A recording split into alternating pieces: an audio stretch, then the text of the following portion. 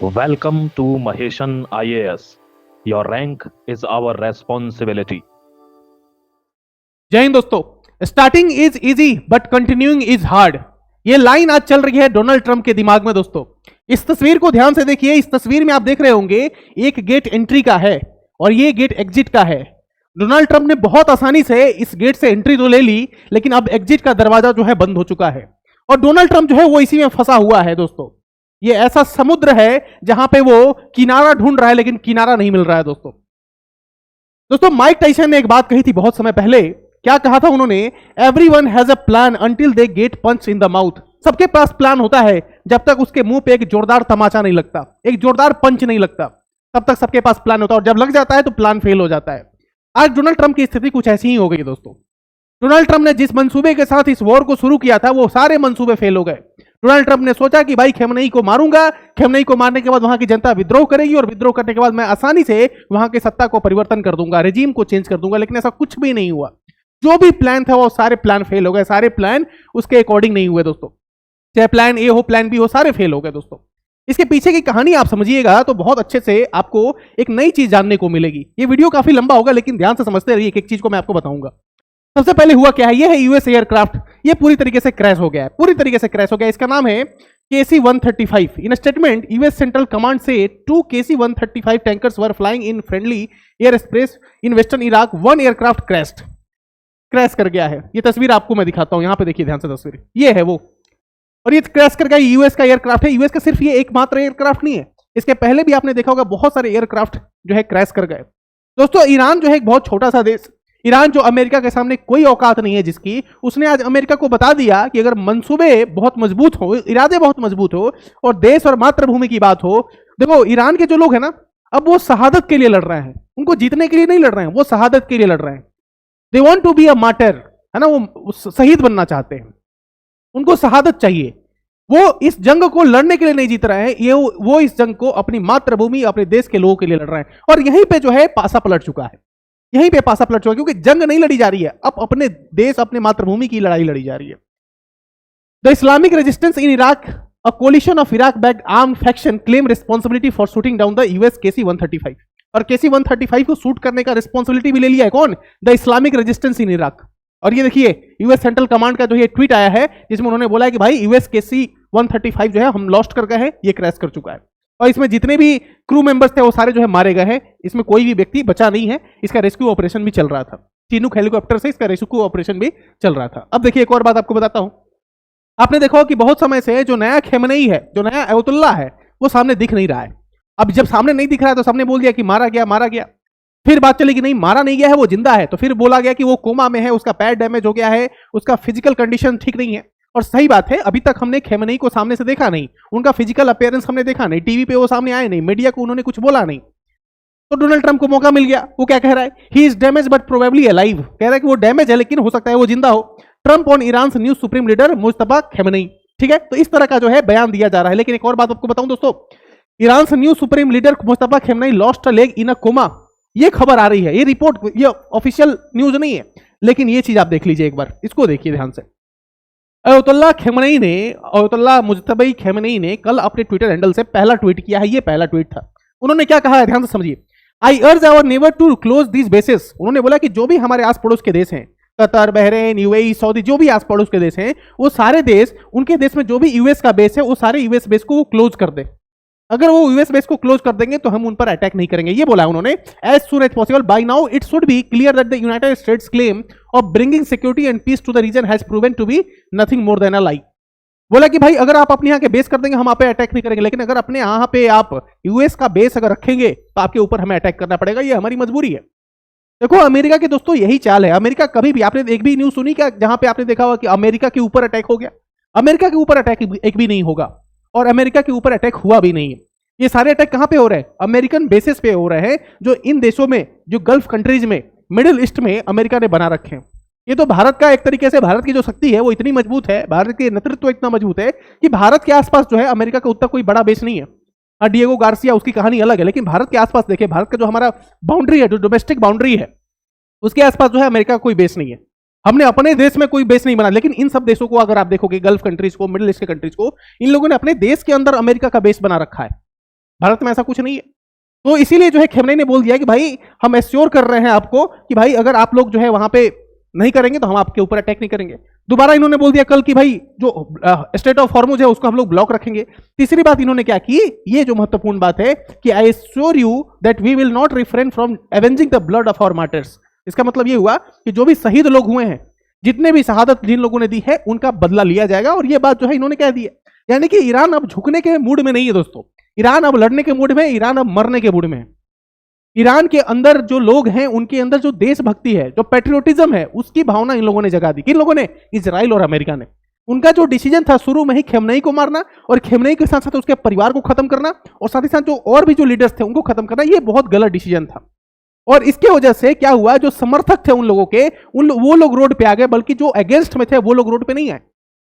एक और आपको बात बता दूं, जो खेमनेई है वो पॉलिटिकल लीडर नहीं है, he is a religious leader. वो अपने कम्युनिटी के, पूरी दुनिया के लीडर हैं।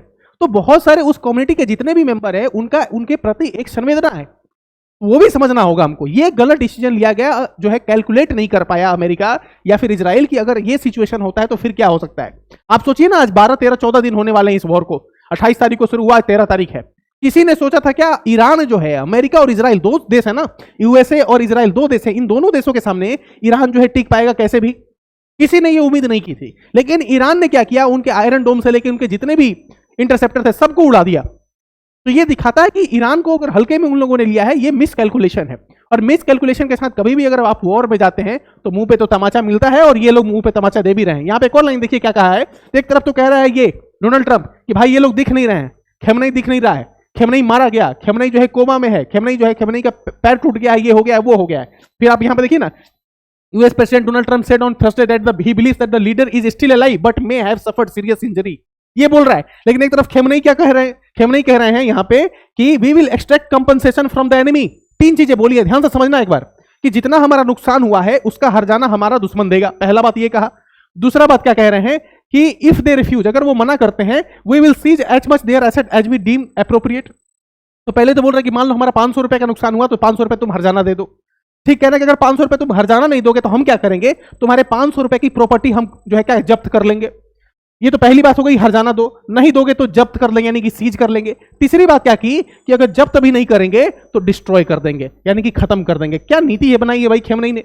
बोला कि या तो हमारा जो नुकसान किया है वो भर दो, ठीक है, नहीं भरोगे या तो उतना प्रॉपर्टी हमको दे दो, वो भी नहीं दोगे तो हम क्या करेंगे, उतना नुकसान जो तुमने हमारा किया है उतना तुम्हारा डिस्ट्रॉय कर देंगे। और आपने देखा होगा हजारों करोड़ रुपए, कितना हजारों, कल मैंने जो है एक वीडियो में 52,000 करोड़ को मैंने 5200 करोड़ पढ़ दिया। तो आप लोगों ने बहुत सारे कमेंट में लिखा सर 52,000 करोड़ है। बिल्कुल सही बात है, 52,000 करोड़। यहाँ पे चूंकि बहुत सारी चीजें होती हैं जो यहाँ से दिखती नहीं है पास से, है ना। आप जानते होंगे मिनिमम डिस्टेंस जो होता है रीडिंग का वो भी एक होता है, तो यहाँ पे अगर पास से अगर मैं जाऊंगा तो वो डिस्टेंस मेंटेन नहीं हो पाता। तो 52,000 करोड़ रुपए उसने 2-3 दिन में ही खर्च कर दिए अमेरिका ने। तो खर्च बहुत ज्यादा हो रहा है, एक्सपेंडिचर। मैंने बताया वॉर में आपको एक्सपेंडिचर करना पड़ेगा, और जब आप मिस कैलकुलेशन के साथ वॉर लड़ते हैं तो खर्च तो बहुत ज्यादा होगा, क्योंकि आपके पास कोई प्लान नहीं था। जो प्लान आपने बनाया तो सारे प्लान फेल हो गए। ये तो दिख रहा है। अमेरिका जो है इस समय बैकफुट पे है और यहाँ पे ईरान जो है वो आगे है। इसीलिए ईरान ने कंडीशन भी रख दिया कि भाई ये 3 कंडीशन है हमारे, ये 3 कंडीशन आप मान लीजिए, हम वॉर को रोक देंगे, हमारे पास कोई दिक्कत नहीं है, हमें कोई परेशानी नहीं है, हम नहीं लड़ना चाहते हैं। लेकिन ये 3 कंडीशन अमेरिका मानेगा नहीं, क्योंकि अगर ये 3 कंडीशन अमेरिका मान गया तो ये वही बात हो गई जो वियतनाम में हुआ, ये वही बात हो जाएगी जो अफगानिस्तान में हुआ। समझ में आ रही है बात। इसने ये सोचा कि वेनेजुएला जैसा होगा, वेनेजुएला में जैसा हमने किया वैसा ही हम ईरान में करेंगे, ऐसा कुछ हुआ नहीं। और यहां पे अगर ये 3 बातें अगर मान ली ईरान की उसने, तो वियतनाम और अफगानिस्तान जैसी हार मानी जाएगी ईरान में भी अमेरिका की।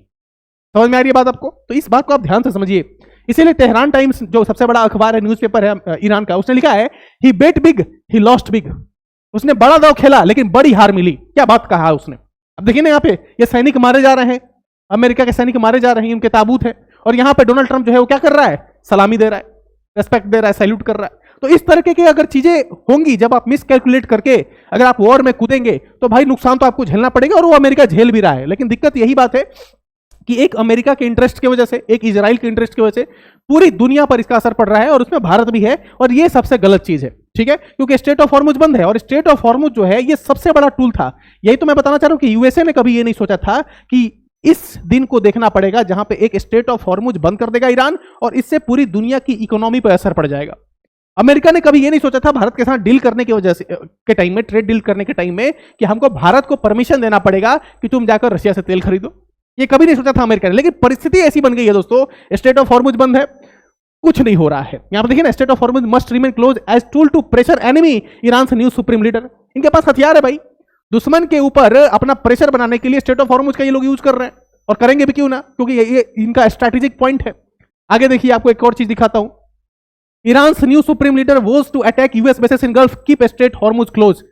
स्टेट ऑफ हॉर्मुज क्लोज रहेगा, और साथ ही साथ जो बेसेस हैं अमेरिका के गल्फ कंट्रीज में, उन सब पर अटैक किया जाएगा। या तो आप वहां से गल्फ कंट्री से आप अपने बेसेस को खाली कीजिए, वो जो भी देश हैं वो अपने बेसेस को खाली कराएं, या फिर आपके ऊपर अटैक होगा। अब यहां पे जो भी गल्फ कंट्रीज हैं वो तो भाई रिक्वेस्ट करेंगे डोनाल्ड ट्रंप से कि भाई इस वॉर को खत्म किया जाए, इस वॉर को सीज फायर किया जाए, इस वॉर को खत्म किया जाए। क्यों? क्योंकि इससे उनका नुकसान हो रहा है। Dubai, UAE, Qatar, Bahrain, Oman, Azerbaijan, इन सारे देशों को नुकसान पहुंचेगा, क्योंकि अटैक करेगा ईरान। और ईरान उन देशों पर अटैक नहीं कर रहा है, वहां उन देशों में जो अमेरिका के बेस बने हुए हैं उन पर अटैक करेगा। समझ में आ रही है? ये फिर Iran will not stop it's attack until Trump is sorry. बोल रहे सॉरी बोलना पड़ेगा, देख रहे हो ना, जज्बा है ये। मैंने आपको बताया ना, ध्यान से समझिए। जब खेमनेई की मृत्यु हुई, खेमनेई को मारा गया, तो खेमनेई को मारने के बाद इन लोगों ने सोचा कि वहां के लोग हथियार डाल देंगे, लेकिन खेमनेई के साथ एक इमोशन जुड़ा हुआ था वहां के लोगों को। इमोशन क्यों? क्योंकि वो पॉलिटिकल लीडर के साथ साथ रिलीजियस लीडर भी था, धार्मिक और राजनीतिक नेता था। जैसे ही वो इमोशन जो जुड़ा था, और जब खबर मिली कि पूरे परिवार के साथ, यानी कि पूरे फैमिली के साथ खेमनेई को मार दिया गया, तो इस खबर ने लोगों के अंदर पैट्रियोटिज्म यानी कि राष्ट्र के प्रति एक भावना जागृत कर दी। और ये भावना जो है, ये एक बहुत खतरनाक भावना होती है दोस्तों। यहां पे मर मिटने वाली बात होती है। अब ईरान का हर एक व्यक्ति मर मिटने को तैयार है अपने देश के लिए, उनके अंदर किसी भी बात का खौफ नहीं है, वो शहादत देने को तैयार है। समझ में आ रही है बात आपको? ये वैसी ही परिस्थिति हो जाती है जहां पे मान लीजिए आपके घर में किसी ने किसी की हत्या कर दी किसी के घर में, और फिर जो है आपके अंदर कैसा भाव आएगा? बदले की भाव आएगी, बदले की भाव है इनके अंदर। अब ये रुकेंगे नहीं, इन लोगों ने तय कर दिया है। समझ में आ गई बात आपको? Can't win with tweets, Ali Larijani says Trump must pay for war on Iran. अब देखो ना, यहां पे क्या है, एक तो इजराइल है, इजराइल ज्यादा ट्वीट नहीं करता है, इजराइल ज्यादा बोलता नहीं है, लेकिन अमेरिका बहुत ज्यादा बोलता है। अमेरिका दिन भर में 3 बार प्रेस कॉन्फ्रेंस करता है, और अमेरिका का डोनाल्ड ट्रंप जो है वो दिन भर में 20 बार ट्वीट करता है ना। तो इसीलिए उन्होंने, अली लारजानी ने बोल दिया है कि Trump return to say we must win the war quickly. Trump हमेशा बोलता था कि भाई हम लोग जो है ये वॉर बहुत जल्दी जीत जाएंगे, जल्दी जीत जाएंगे, but starting wars is an easy matter whereas ending them does not happen with a few tweets. शुरू करना बहुत आसान है, लेकिन ट्वीट करने से वॉर खत्म नहीं होता। क्या बात कही है भाई? Starting a war is an easy task, but ending is not an easy task, है ना। We will not leave you until you admit your mistake and pay its price. तब तक नहीं छोड़ेंगे जब तक तुम अपनी गलती नहीं मानोगे, और दूसरा तुम अपना ये जो नुकसान कराए हो, हमारा जो नुकसान कराए उसका प्राइस पे नहीं करोगे। देखो दोस्तों, मैं आपको एक और चीज बताता हूं। अमेरिका ने सीधे बोला कि भाई न्यूक्लियर वेपन है इनके पास, और न्यूक्लियर आर्मामेंट ये लोग बना रहे हैं, न्यूक्लियर टेक्नोलॉजी बना रहे हैं, इसलिए हम इन पर अटैक कर रहे हैं। और न्यूक्लियर वेपन कुछ मिल नहीं रहा है। अगर ईरान के पास अगर न्यूक्लियर वेपन होता है वो लोग यूज भी कर लेते, हो सकता था धमकाते या फिर धमकी भी देते कि भाई हम लोग न्यूक्लियर वेपन का यूज करेंगे। तो ऐसा कुछ देखने को नहीं मिल रहा है। उसके पहले अगर देखा जाए तो इन लोगों ने 2-3 बार बात करने की कोशिश की। ओमान जो देश है, ओमान का जो फॉरेन मिनिस्टर था वो इन दोनों के बीच में बातचीत करा रहा था, इजराइल, अमेरिका और ईरान के बीच में। लेकिन इस बातचीत के बीच में अचानक इन लोगों ने अटैक किया, और अचानक अटैक करके पूरे लीडर को खत्म कर दिया।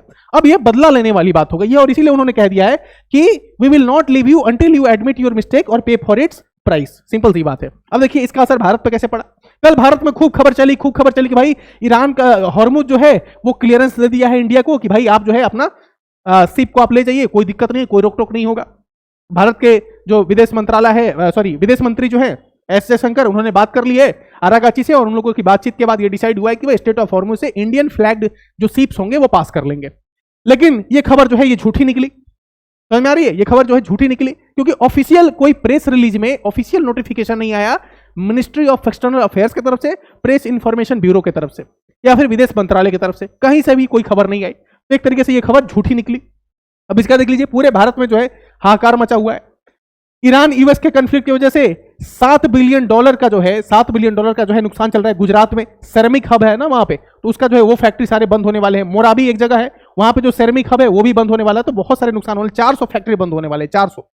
अब ये देखिए ना, आज का ये हिंदू का न्यूज़पेपर है, कह रहा है कि some cylinders problems need a rectangular solution. मजाक उड़ा रहा है ना। इट्स अ सटायर, व्यंग कह सकते हैं। तो ये होता है आपदा में अवसर, है ना। ये होता है आपदा में अवसर। यहां पे देखिए ना, ये होता है आपदा में अवसर। ठीक है, नया बना दिया है भाई प्रेस्टीज ने अपना इलेक्ट्रो डुओ इंडक्शन, है ना। अब यहां पे देखिए, ये इंडियन ऑयल कॉर्पोरेशन है, ये क्या कह रहा है, ये लोगों को समझा रहा है कि खाना कैसे बनाना है आपको। कह रहा कि उबाल आते ही आंच धीमी करे, एलपीजी की समझदारी भरी बचत करे। जैसे ही उबाल आ जाए खाना बनाते वक्त तो गैस आप बंद कर दीजिए। ऐसे क्या होगा कि गैस की बचत होगी। तो गैस की बचत करना सिखा रहा है इंडियन ऑयल कॉर्पोरेशन। समझ में आ रही है? यहां पे कह रहा है कि दाल, राजमा, छोले जैसे अनाज एवं सख्त सब्जियों बनाने से पहले उसको भिगो के रख ले, और भिगो के रखने के बाद ही उसको जो है क्या करे, पकाए। इससे क्या होगा, गैस की बचत होगी। तो गैस की किल्लत नहीं है, लेकिन गैस बचाने के लिए इंडियन ऑयल कॉर्पोरेशन लिमिटेड जो है वो बता रहा है कि किस किस तरीके से कौन कौन सी छोटी आदत और बड़ी आदत को हम लोग सुधारें अपने, जिसकी वजह से गैस की बचत कर सके। यानी कि गैस की दिक्कत है, ये तो सिंपल सी बात है। अब आगे देखते रहिए। स्टेट ऑफ हॉर्मुज की वजह से जो क्रूड ऑयल के जो प्राइसेस हैं वो 150 डॉलर है ना, 150 डॉलर जो है प्रति बैरल पहुंच जाएंगे। तो इस तरीके से जो पहले बहुत प्राइस कम हुआ करता है, हो सकता है ये आने वाले टाइम में 200 पहुंच जाए, 200 पहुंच जाए। समझ में आ रही है? तो पहले 100 था, फिर 150 हुआ, अब 200 के पास पहुंचने वाला है। यहां पे आप देखेंगे तो रेमिटांसेस पे भी बहुत सारा नुकसान पहुंचने वाला है। How Israel US war on Iran puts $50 billion, कितना $50 बिलियन के रेमिटांसेस जो है वो रिस्क पे है। आप पूछेंगे सर रेमिटांसेस क्या होते हैं? रेमिटांसेस का मतलब सिंपल सा ये है कि बहुत सारे भारत के लोग बाहर जाके काम करते हैं, और बाहर से वो लोग क्या भेजते हैं, पैसे भेजते हैं। तो उसको क्या कहते हैं, रेमिटांसेस कहते हैं।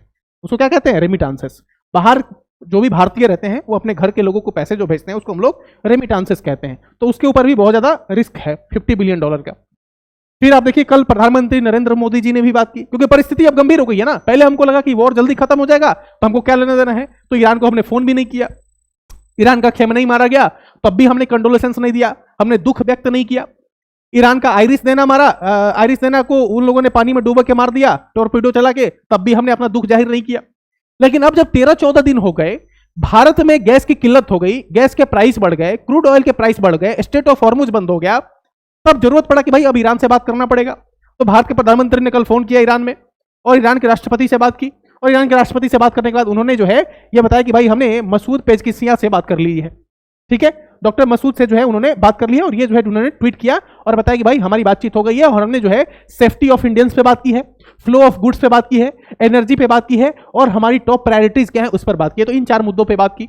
लेकिन इस पर बातचीत नहीं हुई कि स्टेट ऑफ हॉर्मुज से शिप का पैसेज होगा कि नहीं होगा, क्रूड ऑयल जो है हमारे टैंकर्स में जो भरे हुए हैं वो आएंगे कि नहीं आएंगे, इस पर बातचीत नहीं हुई, क्योंकि ट्वीट में ऐसा कुछ लिखा नहीं हुआ है।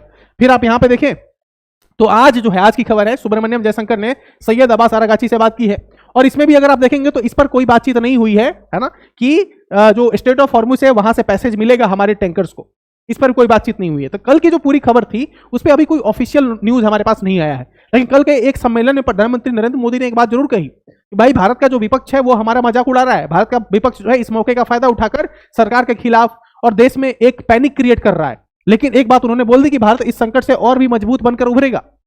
आगे उन्होंने कहा कि no need to panic, PM Modi urge calm on concerns over energy crisis, says nation will overcome it like कोविड-19। बोला जैसे कोविड-19 के में जैसे हमने ओवरकम किया था, हम दोबारा बढ़कर आए थे, चढ़कर आए थे, दोबारा मजबूती से आए थे, उस तरीके से हम दोबारा फिर से मजबूती से आएंगे। इसलिए उन्होंने रिक्वेस्ट किया है भारत के लोगों से कि पैनिक क्रिएट आप लोग ना करें। अब देखिए यहां पे एक और चीज आपको बता रहा हूं, after India US allow other nation to buy Russian oil at सी।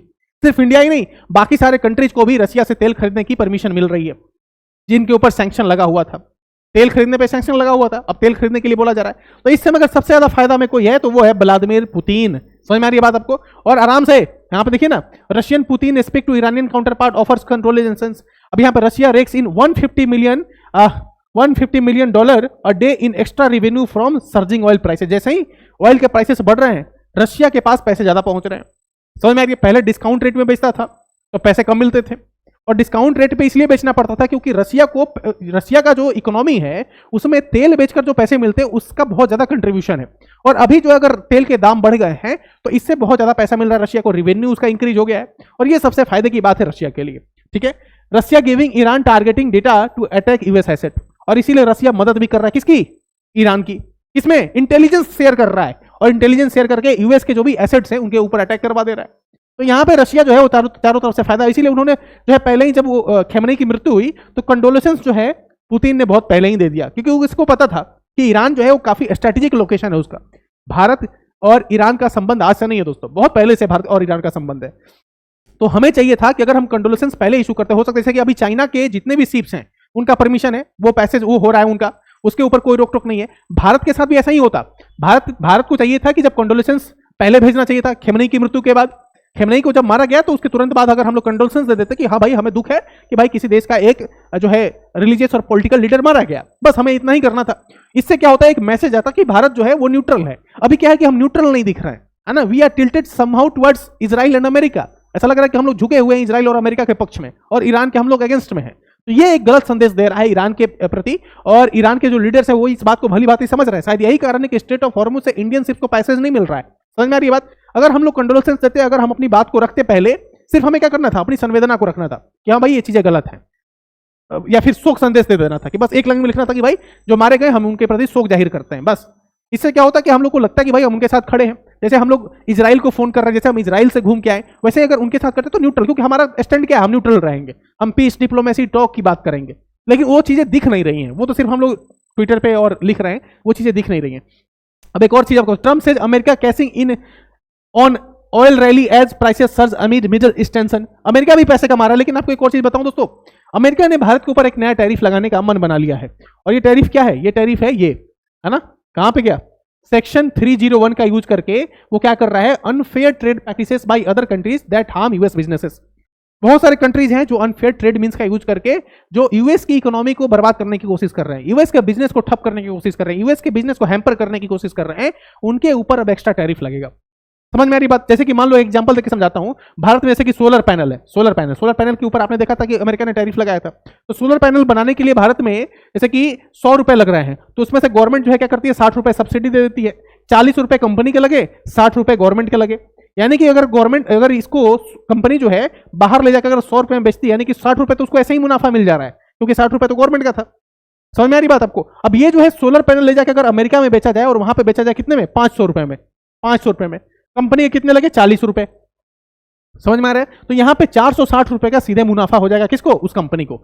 तो ये सब चीजें जो है देखी जा रही हैं, और सेक्शन 301 का प्रयोग करके जो अनफेयर ट्रेड प्रैक्टिसेस हैं, जो यूएस के बिजनेस को हार्म कर रहे हैं, उसके ऊपर अब टैरिफ लगाने की बात की जा रही है अमेरिका में। आई थिंक आपको सारी चीजें समझ में आ गई होंगी। एक खबर और है जो काफी महत्वपूर्ण है कि 2 ऑयल टैंकर जो है वो पहुंच गए हैं इंडिया में, स्ट्रेट ऑफ हॉर्मुज है। लेकिन इसकी कहानी कुछ अलग है, इसको मैं अगले वीडियो में आपको समझाता हूं कि ये न्यूज के पीछे की कहानी क्या है, कि स्ट्रेट ऑफ हॉर्मुज से ये 2 ऑयल टैंकर जो थे वो इंडिया में कैसे पहुंच गए।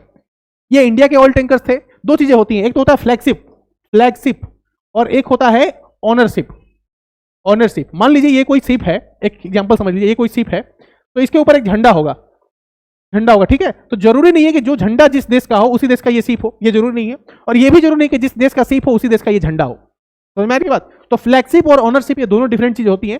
अगले वीडियो में जो है मैं इसको समझाऊंगा आपको कि कैसे ये 2 शिप जो हैं वो स्ट्रेट ऑफ हॉर्मुज से पास होकर इंडिया के कोस्ट पे कैसे पहुंच गए। Thank you so much for watching this video. मिलते हैं किसी और नए वीडियो में।